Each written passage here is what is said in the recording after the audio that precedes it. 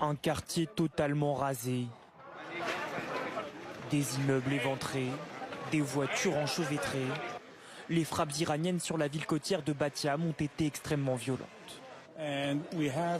Nous avons ouvert des centres d'accueil pour les familles, pas loin d'ici pour les aider si elles sont à la recherche de proches. On parle de plus de 100 familles qui n'ont plus d'endroit où vivre en ce moment. Plusieurs personnes sont mortes et des dizaines ont été blessées, mais l'heure est toujours à la recherche de disparus. Nous pensons qu'il y a encore des personnes qui manquent à l'appel. C'est pourquoi les premiers secours travaillent avec les autres agences pour identifier et sauver tous ceux qui pourraient encore être là-dessous. Malgré l'intensité des frappes, certains immeubles sont encore debout. À l'intérieur, tout a été soufflé.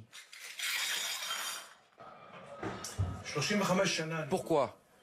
Pourquoi veulent-ils nous détruire? Pourquoi? Qu'avons-nous fait? Croyez-moi, nous n'avons rien fait à personne. Je n'ai toujours pas pleuré. Nous avons été sauvés par un miracle. Nous étions dans l'abri. Ce sera probablement inscrit dans les livres d'histoire. Les dégâts matériels et humains sont donc considérables et le bilan pourrait encore s'alourdir au cours des prochaines heures. Ouais, en gros, Israël vient de vivre à peu près 10 minutes d'une journée à Gaza. D'accord? Et BFM TV vient de nous faire un documentaire sur Israël qu'ils n'ont pas fait pendant 1 an et demi sur Gaza. Oui, parce que faut arrêter de se foutre de la gueule du monde 5 minutes, BFM TV. Ce qui s'est passé hier en Israël, c'est 0,0001% de ce que Israël fait subir à Gaza depuis 18 mois. Donc arrêtez de vous foutre un petit peu de notre gueule. Et puis le cher monsieur là qui vient nous dire ce sera écrit dans les livres d'histoire. Non mais détends-toi papy, hein. T'as pris une demi-attaque. Ce qui doit être écrit dans les livres d'histoire, c'est le génocide qui est en train de se passer à Gaza sous le silence international absolument insupportable. Ça doit être écrit dans les livres d'histoire, que ton pays est en train de commettre un génocide. Arrêtons de tout mélanger parce que la victimisation de « Mais qu'est-ce qu'on a fait ? Mais qu'est-ce qu'on a fait ?» Bah, ton premier ministre, l'autre bâtard là, il a juste attaqué l'Iran il y a 48 heures et si t'as pris une bombe sur la gueule, c'est de sa faute à lui. C'est pas de la faute de l'Iran. L'Iran, ils ont rien demandé à personne. D'accord ? L'Iran, ils ont attaqué personne il y a 48 heures.